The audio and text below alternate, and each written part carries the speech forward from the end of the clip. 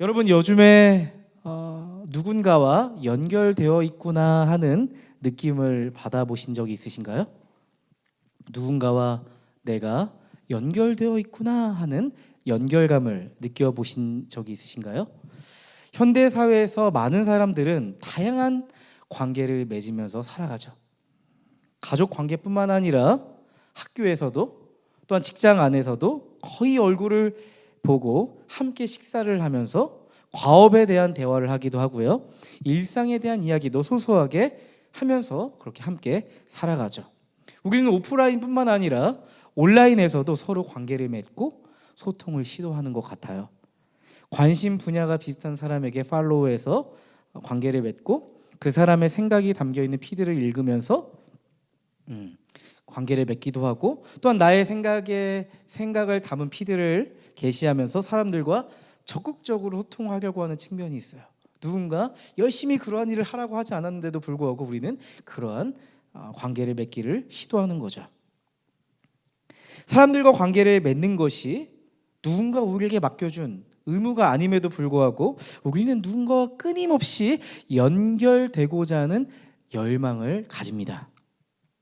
하지만 사람들은요, 다양한 관계를 맺고 있음에도 불구하고 내가 그러한 사람들, 많은 사람들과 다양한 어떠한 사람들과 연결되어 있음을 느끼지 못한다면 나는 고립되어 있다, 나는 홀로 남겨져 있는 것 같아 하면서 자신의 삶의 의미에 대해서 다시 한번 생각해 보는 것 같아요.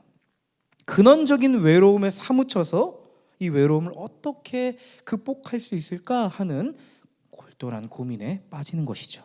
맞아요. 우리는 인생을 살아가면서 끊임없이 관계를 맺으려고 시도하지만 생각보다 연결감을 느끼게 하는 관계는 생각보다 많지 않습니다. 누군가는 정말 외로워하면서도 나는 사람들이 필요해, 누군가 연결되고 싶어하는 열망을 가지면서도 이미 과거에 우리에게 있었던 사람에 대한 실망감, 관계에 대한 회의감 때문에 더 이상 깊은 사람 간의 관계를 맺는 것을 어려워하는 사람들도 꽤 많이 보게 되는 것 같아요. 누군가와 연결된다는 것을 도무지 이제는 상상할 수 없는 아픔을 가진 사람들도 있습니다. 저는요, 셋째 딸 우리 아름이와 이렇게 상호작용을 하면서 연결감을 느끼게 되었어요. 요즘 아름이가 부쩍 원하는 대로 되지 않으면 떼를 많이 써요. 울기도 하고 소리도 지르면서 이걸 들어주지 않으면 나는 계속 이렇게 떼를 쓸 거야, 악을 쓰고 소리를 지를 거야 하는 의사표현을 할 때가 있습니다. 점점 자아가 생기고 성장했음을 느끼면서 감당하기가 버겁다 싶어요. 하나님도 우리를 보면서 그런 마음이 아닐까 싶어요. 처음에는 말 잘 들었는데 요즘 네 생각이 너무 강하네 하는 그런 모습이 아름이를 보면서 떠오를 때가 있거든요. 어떻게든 아름이의 그 마음을 달래주고 맞춰주고 그 마음을 들어주기 위해서, 성난 마음을 좀 가라앉히기 위해서 이것저것 시도해보는데 마음이 잘 요즘 풀어지지 않아서 고민이 많은데요. 하지만 아름이의 마음을 전환하기 위한 저만의 방법이 있죠. 제가 두 손으로 가려요. 그다음에 아름 아빠 어딨지 하면은 아름이가 갑자기 떼를 쓰다가 아빠를 골똘하게 쳐다봐요. 네, 아빠 어딨지 하고 숨바꼭질을 하는 거죠. 네, 참 이상한 숨바꼭질이에요. 숨바꼭질은 어떻게 해야 되죠? 그쵸, 숨어야죠. 보이면 안 되는데 코 앞에서 제 두 손으로 얼굴을 가리면서 아빠 어딨지 하는 거예요. 그럼 아름이가 집중을 하면서 제 손을 이렇게 뜯어요. 이렇게 두 손을 뜯어서 아빠 여기 있네 이렇게 하는 거예요. 그런 다음에 아름이는 작은 두 손으로 자기 얼굴을 가리면서 어딨지 어딨지 하는 거죠. 그럼 제가 뜯기도 전에 아름이가 두 손을 벌리면서 나 여기 있네 이렇게 하면서 아름이의 마음이 풀어지거든요. 참 재밌죠? 네, 코앞에 있는 아빠, 코앞에 있는 아름이를 두고 이 두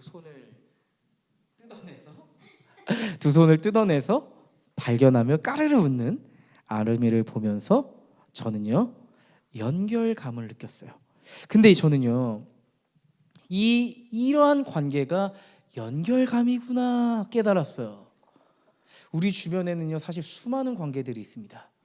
많은 대화를 시도하고 우리 주변에 언저리에 수많은 사람들이 포진해 있지만 실제로 진실한 눈빛과 진실한 소통을 하는 관계는 생각보다 많지가 않아요. 우리는 진실한 눈빛과 마음의 깊은 것을 꺼내어서 이야기를 나눌 때 서로 연결감을 느끼면서 이어서 어떠한 감정을 느낍니까? 아, 저 사람이 나를 존재로서 인정해 주는구나. 아, 저 사람이 나를 사랑해 주는구나. 나를 너무 귀하게 여겨주는구나. 그렇게 느끼지 않나 싶어요. 누군가와 연결되어 있다는 사실은 우리의 마음에 안정감을 주거든요. 오늘 메시지는요, 인정받고 싶은 이들에게 주시는 하나님의 메시지입니다. 여러분, 사무엘은요, 하나님의 말씀을 따라서 사울의 머리에 기름을 붓습니다. 사울을 이스라엘의 왕정 제도의 문을 여는 초대 왕으로 임명하는데요. 그럼에도 불구하고 이스라엘의 초대 왕으로서의 그 사울의 부담이 있었을 거예요. 사울은 어떤 부담이 있었을까요? 하나님이 자신을 인정했고 사무엘을 통해서 기름을 부었지만 여전히 자신이 이스라엘 사회 안에서 추대되지 않았어요. 아직 이스라엘 사람들이 자신을 왕으로 인정하지 않았어요. 그는 사람들에게 인정을 받아야 하는 상황에 놓여 있습니다. 왕정 제도를 요구한 이스라엘 백성들이 얼마나 그 초대 왕에 대해서 기대했겠어요. 엄청난 부담감을 가졌을 거거든요. 사울을 왕으로 임명하는 것은 이스라엘 백성에게 이런 느낌이었을 것 같아요. 갑툭튀, 갑자기 튀어나온 사람이죠. 사실 그는 베냐민 지파로서, 소수 지파로서 주류가 아니었거든요. 이스라엘 사회에서. 하나님은 사울을 이미 이스라엘의 왕으로 세우려고 마음을 먹으셨지만 이스라엘 백성은 지금 누가 우리의 왕이 될 것인가 전혀 알지 못하잖아요. 사무엘은 이스라엘 백성들을 모든 지파들을 소집합니다. 그리고 제비 뽑기를 해요. 여러분, 제비 뽑기는요, 구약의 이스라엘 백성들이 하나님의 뜻을 분별할 때 자주 사용했던 수단입니다. 이스라엘은 제비 뽑기를 통해서 하나님의 선택과 결정을 기다리는 방법 중에 하나로 여겼어요. 제비를 뽑아서 12지파 중에 한 지파를 고르고 한 지파를 뽑아서 그 안에 한 집안을 뽑고 한 집안에서 한 남자를 뽑아 왕으로 세우는데 누가 뽑혔을까요? 사울입니다. 이것은 무엇을 의미했을까요? 하나님께서 사울을 선택하셨다는 것을 이스라엘 백성들이 받아들이도록 하신 거예요. 사무엘상 10장 20절에 이런 말씀이 있습니다. 사무엘이 이스라엘의 모든 지파를 앞으로 나오게 하니 주님께서 베냐민 지파를 뽑으셨다. 21절, 사무엘이 베냐민 지파를 각 집안별로 앞으로 나오게 하니 마드리의 집안이 뽑혔고 마드리의 집안 남자들을 앞으로 나오게 하니 기스의 아들 사울이 뽑혔다. 여기서부터 주목해 보세요. 사람들이 그를 찾았지만 보이지 않았다는 거예요. 굉장히 독특한 표현입니다. 이건 굉장히 어렵다고 표현하기에도 어려운 확률로 사울이 뽑혔는데요. 정작 사울이 그 자리에 보이지 않았대요. 사울은 지금 자신을 왕을 추대하는 아주 중요한 순간 지금 그는 어디 있는 걸까요? 사무엘상 10장 22, 23절에 이렇게 기록되어 있어요. 그래서 사람들이 다시 주님께 여쭈어 보았다. 기도한 거죠. 하나님께 뽑은 사람이 없으니까 그 사람이 어디 있느냐고 물으신 거죠. 그 사람이 여기에 와 있습니까? 주님께서 말씀하셨다. 그는 짐짝 사이에 숨어 있다. 사람들이 달려가 거기에서 그를 데리고 나왔다. 사울은 사무엘에게 기름 부음을 받고 자신이 왕이 될 것을 알고 있었고 준비하고 있었음에도 불구하고 그는 지금 어디에 있습니까? 짐짝 뒤에 숨어 있어요. 거기 숨어 있다가 이스라엘 백성에게 딱 걸린 거예요. 여러분, 거기 숨어 있다 걸렸으면 어떻게 해야 되겠어요? 제가 하나님의 선택을 받아들이고 이스라엘의 왕이 되어서 여러분을 열심히 섬기겠습니다 해야 하잖아요. 그런데 말씀을 보세요. 사람들이 달려가 거기에서 그를 데리고 나왔다. 그 다음 말씀 보면요, 그가 사람 가운데 섰는데 다른 사람들보다 어깨 위만큼은 더 커 보였다. 여러분, 이 그림 언어예요. 덩치가 산만한 사내가 그 짐짝 뒤에 숨어 있는데 숨겨지겠어요? 그 큰 사람이? 사람들이 봐도 저기 보이는데 자신 혼자 거기서 웅크리고 앉아서 숨어 있는 거죠. 마치 엄마가 어린아이를 어르고 달래서 데리고 나오듯 이스라엘 백성들이 왕으로 선택하신 그 사울, 왕으로 선택한 그 사울을 데리고 나오는 거예요. 그림이 그려지시죠? 얼마나 우스꽝스러운 장면입니까? 저는 여기서 사울의 심정을 발견하게 되었어요. 그는 아직 왕이 될 준비가 되지 않았습니다. 마음의 준비가 되지 않았어요. 하나님께서 사울을 세우실 때 다른 나라의 왕처럼 그를 권력자로서 사울을 세우신 거예요? 아니죠. 하나님께서 사울을 세우실 때 표면적으로는 왕으로 세우셨지만 하나님은 그가 이스라엘의 목자가 되기를 원하셨거든요. 목자의 심정을 가지고 이스라엘 백성들을 돌보고 하나님께 돌이키고 그 땅을 하나님 나라로 세워가는 그러한 사명자로 그를 만들어가길 원하셨거든요. 근데 이 장면을 보세요. 저는 사울에게서 목자의 심정을 느낄 수가 없습니다. 오히려 이스라엘 백성들이 사울을 어린 양을 끌고 가는 이 모습이 정말 아이러니하잖아요. 사울에게는 이스라엘 사람들을 향한 적극성이 느껴지지가 않아요. 저는 이 사울의 모습을 보면서 사울 그는 아직 이스라엘 백성들과 연결감을 가지고 있지 않구나. 사울은 그저 딱 한 가지, 사람들에게 내가 왕으로서 내 존재를 인정받을 수 있을까 하는 복잡하고 혼란스러운 마음이 그의 인생을 가득 채우고 있었구나 라는 것을 느낄 수 있었어요. 과연 이스라엘 백성들이 나를 왕으로서 인정해 줄까 하는 압박감과 두려움이 매우 컸을 겁니다. 저는요, 이 사울의 모습을 통해서 지금을 살아가는 나를 발견하게 되는 것 같습니다. 우리도 치열한 경쟁 사회 안에서 열심히 살아가느냐고 그동안 나의 존재 가치를 인정받기 위해서 사람들에게 나를 증명하는 것에 길들여져 있지 않나 이런 생각을 해요. 어려서부터 부모의 기준으로부터 나를 끊임없이 증명하며 인정받아야 됐고요. 명문대에 진학하는 것으로서 나를 증명하고 사람들에게 인정받아야만 했고요. 사람들이 선망하고 있는 유망한 그 직장에 취업하는 것으로 내 존재의 가치를 증명해야 하고 또 돈을 많이 버는 것으로 내 존재의 가치를 증명하는 거죠.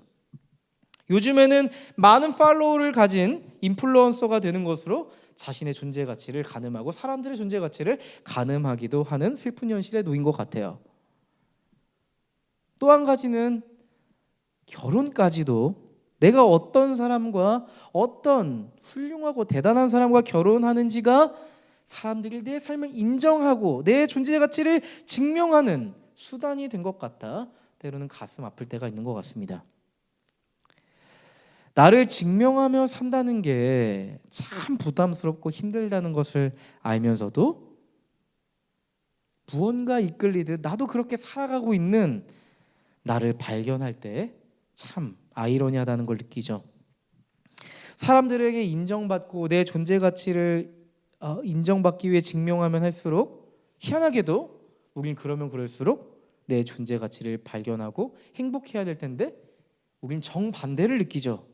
그렇지 못하다고 느낄 때가 너무나도 많습니다. 무언가 내가 성공하고 사람들이 인정하면 박수칠 때는 그렇지 내 존재 가치는 여기 있지 하면서 뿌듯함을 가지면서도 그 성공의 기쁨이 오래 가던가요?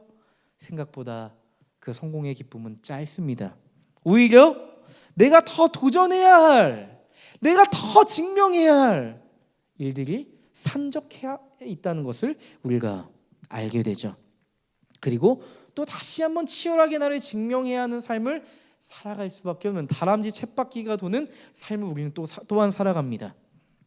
여러분, 제가 상담사로 살아가면서 상담에 찾아오는 많은 사람들이 가족에게 인정받기 위해서, 남편에게 인정받고, 아내에게 인정받고, 자녀에게 인정받고, 아빠에게 인정받고, 엄마에게 인정받기 위해서, 함께 일하고 있는 동료와 상사들에게 인정받기 위해서, 또한 뿐만 아닙니다. 친구들에게 내 존재 가치를 인정받기 위해서 나를 증명하려고 살아가다가 오히려 나는 사라지고 없음을 발견하는 사람들이 너무나도 많더라고요.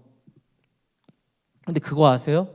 신앙조차도 세상에서 살아가던 이 익숙했던 증명의 방식대로 신앙생활하는 사람도 있더라고요. 하나님께 인정받기 위해서 누구보다 교회에서 종교적 열심을 가지고 하나님 앞에서 나를 증명하려고 하는 사람들, 그런 사람들도 있는 거예요. 그러다 우리는 덜컥 문제가 생기죠. 나를 잃어버린 것 같아. 내가 왜 이러고 있지? 내가 뭘 위해서 지금 이러고 있는 걸까? 하는 헛헛하고 공허한 심정이 내 마음을 가득 채우는 거죠. 여러분은 요즘 어떠신가요? 사람들의 시선, 사람들에게 인정받아야 한다는 생각, 나를 증명해야 한다는 이 부담감은요, 나 자신을 잃어버린 채 타인의 기준에 맞춰서 끊임없이 살아가도록 하는 거예요. 처음 사역했을 때가 생각나더라고요. 하나님께서 저에게 주신 분명하고 선명한 사명이 있었습니다. 죽어가는 자들을 살려라 하는 하나님의 회복의 사명이었어요. 신대원에 처음 들어가게 되면서 첫 번째 사역을 시작하게 됐습니다. 27 아주 젊은 나이에 첫 전도사 사역을 시작했습니다. 사역 경험은 부족했죠. 마음은 뜨겁지만 구체적으로 어떻게 사람들을 회복시켜야 할지 경험해보지 않은, 임상 경험이 없는 그런 상태였죠. 함께 사역하는 분들이 대부분 저희 아버지 뻘, 어머니 뻘인 거예요. 처음에 저를 보시더니 의심의 눈초리로 저를 보고 있다는 것을 저는 알게 됐습니다. 제가 좀 눈치가 빠르잖아요. 요구사항이나 저에 대한 반대 의견을 강력하게 내세우면 어느샌가 눈치가 보인다는 걸 제가 느꼈어요. 눈치가 너무 보이는 거예요. 사역을 준비하고 있는데 저항에 부딪히기 시작하면 제 마음 깊은 곳에 함께 하나님 나라를 읽어가는 그 동역자들이 너무 두려운 존재로 느껴지는 거예요. 마치 한마디로 표현하면 도마 위에 내가 올려져서 난도질 당하는 것 같은 그런 심정이 저에게 불쑥 찾아올 때가 있었어요. 처음에 제가 하나님의 일을 목회자로 살아갈 때 하나님의 마음을 하나하나 읽고 기도하면서 하나님의 시선에 가장 눈치를 읽고 사역했던 목회자였던 것 같은데, 이제는 하나님의 마음을 읽고 눈치채려고 하지 않고 저와 함께 일하는, 함께 사역하는 교사분들의 마음을 읽으려고 애쓰고 사람들의 눈치를 보면서 사역하고 있는 저를 발견하게 됐죠. 어느새 저에게 주어졌던 회복이라는 사명이 어디 갔는지, 제게 남아있는 건 함께 일하고 있는, 함께 사역하고 있는 교사들에게 나를 증명해서 나는 탁월하고 훌륭하고 굉장히 좋은 목회자라는 것을 인정받는 것이 중요해져 버렸다는 것을 저희가 깨닫게 됐어요. 그걸 알게 됐을 때 저는 자괴감이 찾아왔습니다. 내가 이러려고 사역을 시작했나? 라는 이런 자괴감에 빠져드는 거죠. 이게 아닌 걸 알면서도, 그게 아닌 걸 알면서도 그러한 생각에 사로잡혀서 쉽게 빠져나오지 못하는 나를 보면서도 더 힘들어했던 기억이 납니다. 그때 내가 지금 인정의 늪, 증명의 늪에 빠졌구나. 어찌 내가 여기서 나올 수 있을까 하는 아주 깊은 고뇌를 가지고 하나님께 기도했던 과거가 생각이 납니다. 사울은 지금 왕이라는 큰 자리로 인해 굉장히 큰 압박감에 시달리고 있어요. 사울은 왕으로서 자신을 증명해야 한다는 부담감에 휩싸여서 자신을 회피하는 지경에 이르기까지 했습니다. 사울은 지금 무엇을 잃어버렸습니까? 사울은 지금 무엇을 잃어버렸나요? 사울은 자신을 증명해야 된다는 압박감에 나를 부르신 하나님을 잃어버렸어요. 하나님을 잃어버린 거예요. 하나님과의 그 연결되었던 은혜를 놓아버린 거예요.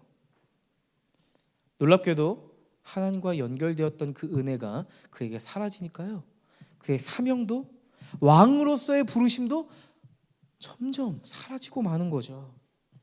여러분, 사울의 존재 가치는요, 하나님께서 분명히 심어 놓으셨습니다. 사무엘상 10장 1절 말씀을 보면요, 이렇게 기록되어 있어요.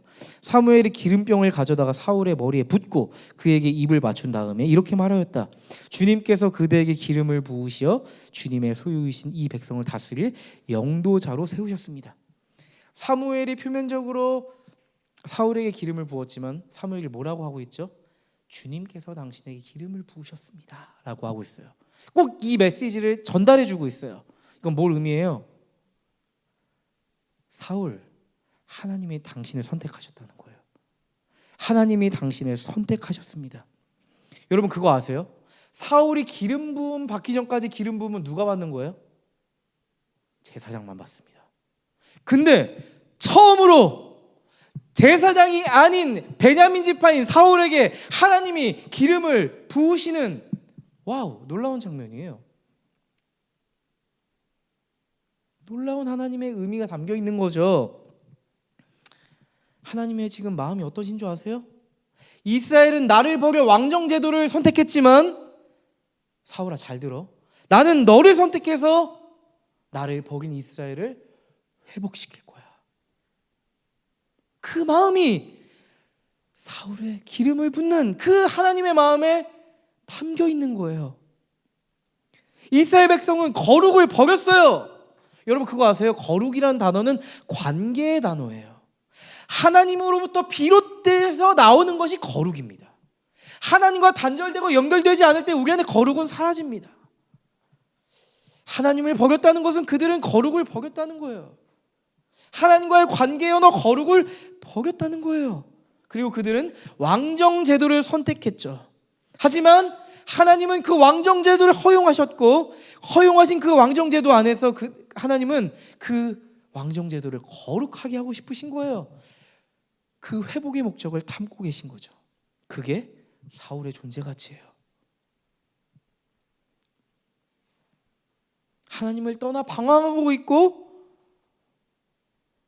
갈피를 알지 못하는 이스라엘을 위해 목자 같은 왕이 되어줘, 돌보아줘. 나의 마음을 사울 너가 전달해 주렴, 이렇게 말씀하시는데요, 놀랍게도 이게 우리를 향한 하나님의 선택입니다. 사울을 선택하셨듯이 하나님은 우리를 선택하시고 그것을 우리의 존재 가치라고 말씀해 주시는 거죠. 온 우주를 만드신 하나님이 아주 작은 나를 선택했다는 놀라운 사실이 우리의 존재 가치입니다. 우리는 더 이상 인생 속에서 나를 증명하며 내 존재 가치를 찾을 필요가 없어요. 왜냐하면 거기에서 내 존재 가치를 도저히 찾을 수 없을 테니까요. 증명하면 할수록 더 증명해야 하는, 내 존재 가치를 드러내야만 하는 그런 아이러니에 빠질 테니까요. 예수님께서 피 묻은 십자가와 부활을 통해서 증명하신 그 진리 안에서 우리는 우리의 존재의 가치를 찾아가야 돼요. 하나님께서 예수님을 통해서 나를 선택했다는 거, 하나님이 그 무엇보다도 나를 사랑한다는 거, 하나님께서 이 깨어진 세상 속에서 나를 온전한 존재로 빚어가신다는 것을 받아들이는 거예요. 그게 지금 사울에게 필요하고요, 지금을 살아가는 우리에게 너무 필요한 일이에요. 나의 평생에, 우리의 평생에 해야 할 한 가지가 있다면 하나님께서 예수 그리스도를 통해서 이루신 나의 존재 가치를 평생에 받아들이면서 그렇게 살아가는 겁니다. 그것이 우리가 해야 될 몫이에요. 사명이에요. 이러한 분명하고 선명한 정체성과 소신은요, 사람들의 시선으로부터 나를 증명해야 된다는 압박감 속에서도 우리를 잃어버리지 않고, 나를 잃어버리지 않고 묵묵히 하나님의 자녀로, 하나님 나라의 백성으로 살아가도록 할 겁니다. 여기서 끝나지 않죠. 오히려 깨어진 세상 속에서 하나님께서 우리에게 부탁하신 회복의 사명을 발견하고 말 겁니다. 베드로전서 2장 9절에 보면 이런 말씀이 있더라고요. 딱 지금 사울에게 필요하고 지금을 살아가는 사울과 같은 우리에게 필요한 말씀이에요. 제가 읽어드릴게요. 여러분은 택하심을 받은 족속이요, 왕과 같은 제사장들이요, 거룩한 민족이요, 하나님의 소유된 백성입니다. 그래서 여러분을 어둠에서 불러내어 자기의 놀라운 빛 가운데로 인도하신 분의 업적을 여러분이 선포하는 것입니다. 하나님께서 사울에게 주신 사명을 하나님은 지금을 살아가는 우리에게도 주셨어요.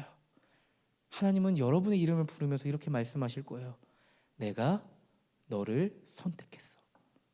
2000년 전에 나의 아들 예수를 십자가에 못 박혀 죽일 때 나는 너를 선택하기로 결정했어. 너가 아직은 준비되지 않았지만 나는 이미 창세전부터 예수 그리스도를 준비해서 너를 선택하기로 결정했어. 그 안에서 너의 존재 가치를 발견해 보렴. 지금 너가 세상 속에서 흔들리고 있다면 너가 내 소유라는 것을 잃어버린 걸지도 몰라. 그래서 사람들이 널 인정하지 않을 때 큰 좌절이 널 찾아오는 걸지도 몰라. 유나, 그때마다 내가 널 선택했다는 걸 반드시 기억하렴. 그 십자가를 기억하며, 내가 사랑을 증명한 그 십자가를 기억하며 너가 너의 인생을 살아가렴. 여러분, 그리스도 안에서 발견된 하나님과의 연결감은요, 나의 진정한 존재 가치를 보게 할 거예요. 하나님과 연결되어 있다는 사실은 우리에게 정서적인 안정감을 줄 거예요. 성경은 이것을 샬롬이라고 하죠. 하나님만 줄 수 있는 정서적 안정감이 있잖아요.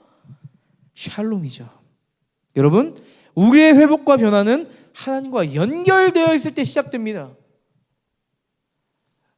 하나님은 포도나무고 우리는 가지잖아요.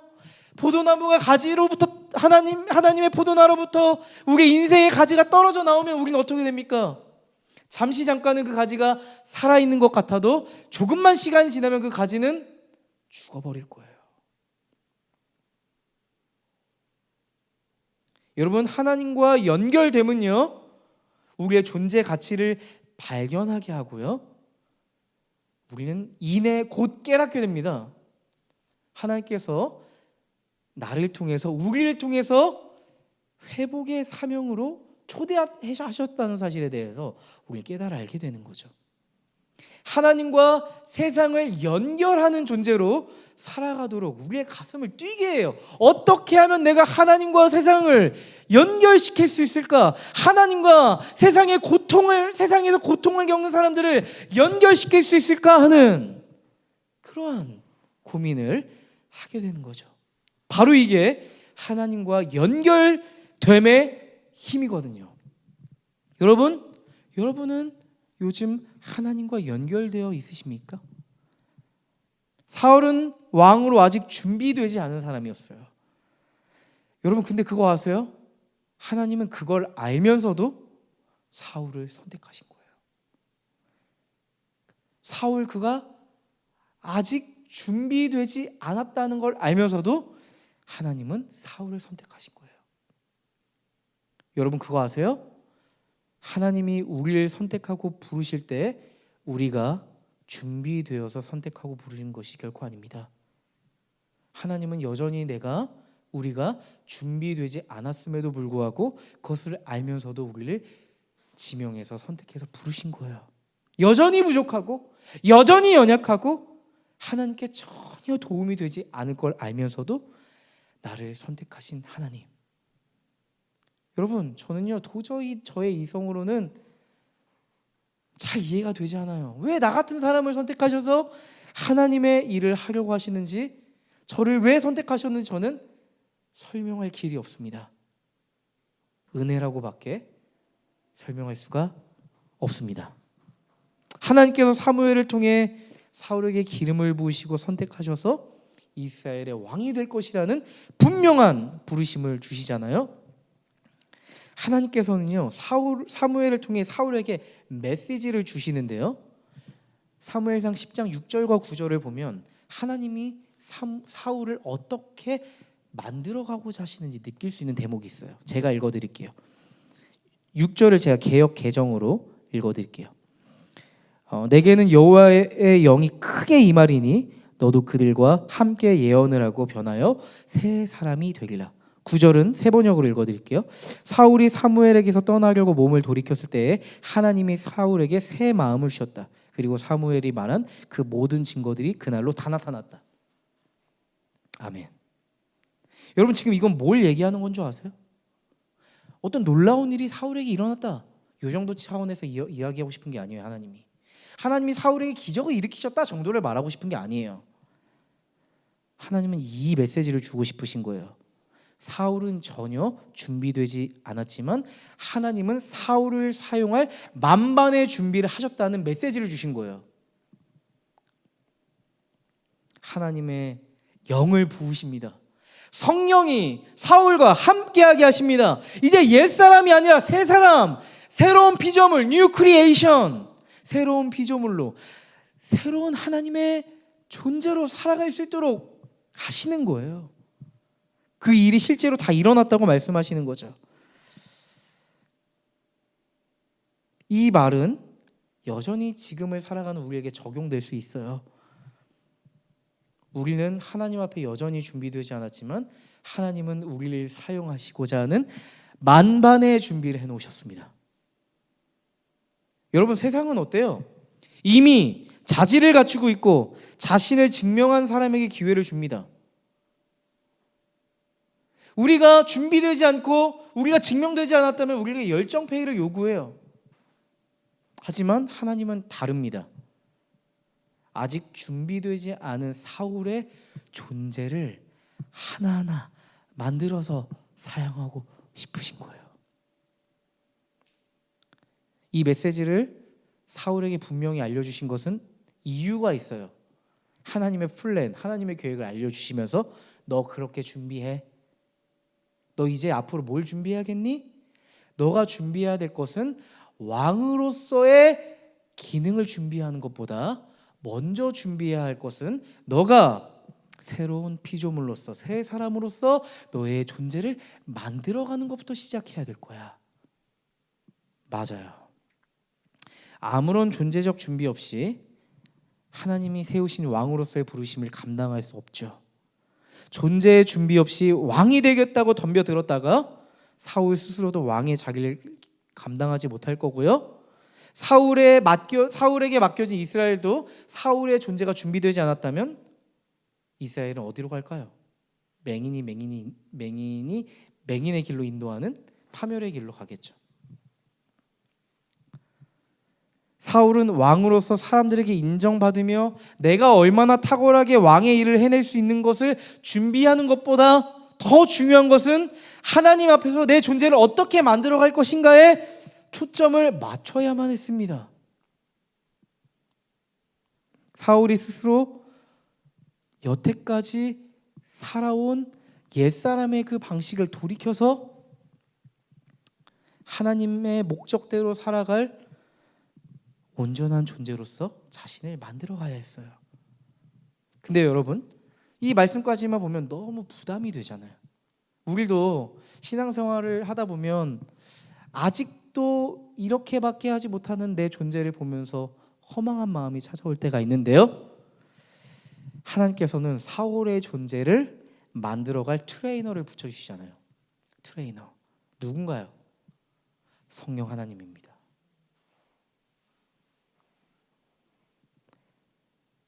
성령께서 사울을 새 사람으로 만드실 거예요. 새 번역에는 이렇게 써 있더라고요. 주님의 영이 강하게 내린다면 그대는 전혀 딴 사람으로 변할 것입니다.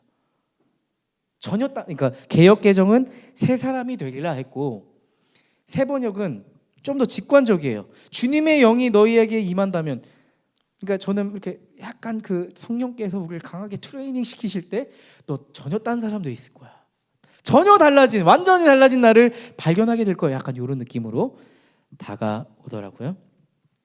하나님은 우리를 딴 사람으로 만들길 원하세요. 내가 아는 내가 아니고요. 내가 실망했던 내가 아니고 성령께서 빚어가시고자 하는 온전한 존재로 우리를 트레이닝 시키길 원하신다는 거죠. 근데 이 말씀이, 이 사무엘상 10장의 말씀이 성경 곳곳에 등장하고 있어요. 사울에게만 아니라 하나님을 따르는 사람들에게 때마다 주시는 일들이거든요. 요한복음 14장 16절 17절 말씀입니다. 여러분 너무 잘 아시는 말씀일 거예요. 제가 읽어드릴게요. 예수님이 제자들에게 하신 말씀입니다. 내가 아버지께 구하겠다. 그리하면 아버지께서 다른 보혜사를 너희에게 보내셔서 영원히 너희와 함께 계시게 하실 것이다. 그는 진리의 영이다. 제자들이 예수님이 십자가에 달려 죽을 것이라고 예고하자 그들이 어땠어요? 제자들이 어땠어요? 두려웠어요. 공포스러웠어요. 예수님 없이는 살 수 없어요. 우리의 존재 가치를 발견할 수가 없어요. 사명도 잃어버릴지도 몰라요 하는 그런 두려움이 있었거든요. 그때 그들의 중심을 꿰뚫고 우리 주님께서, 우리 예수님께서 이렇게 말씀하신 거죠. 아버지께서 다른 보혜사를 너에게 보내셔서. 여러분 이 보혜사라는 뜻이 뭔지 아세요? 도우시는 이예요. 우리의 존재를 만들어갈 때 도우시는 이가 있어. 보혜사 성령이야. 그가 영원히 너희와 함께 할 거야. 그러고 나서 뒤에 그분의 성령의 하나의 정체성을 말해주는데 진리의 영이다. 하나님의 말씀으로 우리를 하나하나 만들어 가시는 거죠. 말씀을 따라서, 말씀의 기초에서 우리의 존재를 하나하나 만들어 가실 것이다. 이렇게 말씀하시는 거예요. 2000년 전에도 제자들과 함께 했던 그 성령께서 지금도 여전히 우리와 함께 계심을 믿습니다. 그게 성도의 고백이에요. 진리의 영이신 성령께서 제자들을 말씀을 통해 매일의 삶에서 예수님 닮도록 그들의 존재를 빚어 가셨듯이 우리를 그렇게 만들어 가실 거예요. 요즘 우리가 사도행전을 묵상하고 있잖아요. 귀퇴하고 있잖아요. 과거 이 복음서에는 제자들의 모습이 어때요? 바보 같아요. 어리석어 보여요.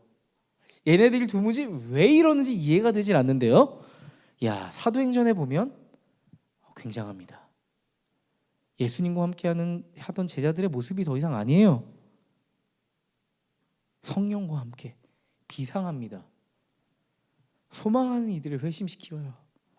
하나님의 나라를 일으켜가기 시작해요. 하나님은 성령 하나님을 통해서 지금도 여전히 우리의 존재를 만들어가고 계시다는 거예요. 결국 우리 혼자가 아닙니다. 반드시 그걸 기억하세요. 우리는 매일의 삶 속에서 말씀을 통해서 나를 만들어 가야 돼요. 고린도후서 5장 17절에 이런 말씀이 있습니다. 누구든지 그리스도 안에 있으면 그는 새로운 피조물입니다. 옛 것은 지나갔습니다. 보십시오, 새 것이 되었습니다. 하나님은 시대마다 때마다 이러한 메시지를 주세요. 그리스도 안에서 너희의 존재를 만들어 가야 해.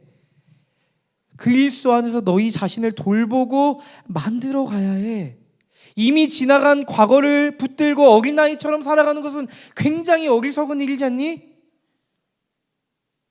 나이를 한 살 한 살 먹어가면서 그리스도 안에서 성장하고 성숙해야 되지 않겠니? 너희를 고통스럽게 하던 옛사람은 이미 지나갔어. 이제 그리스도 안에서 너희의 존재를 만들어 갈 일만 남았어. 그것을 소망하자. 그 말씀을 지금 하시고 계시는 거거든요. 여러분, 이제 우리의 존재를 만들어 가실 일만 남았어요. 여러분, 사실 우리가 지금 넘어지고 있다면 그것은 본질적으로 문제적 상황 때문도 아니고 문제적 사람 때문도 아닙니다. 우리가 아직 우리의 존재적 준비를 하지 않았기 때문에 생긴 일일지도 몰라요. 문제적 상황과 문제적 사람 앞에서 우리의 존재의 능력을 발휘할 만한 기본기가 갖춰지지 않아서 그럴 때가 사실 더 많은 것 같아요. 그러한 문제적 상황과 문제적 사람에 맞추며 휘둘리며 살아가다가 결국 모든 걸 소진해버리고 쓰러져 있는 나를 발견할지도 모릅니다. 여러분, 우리 인생이 사울 같아요.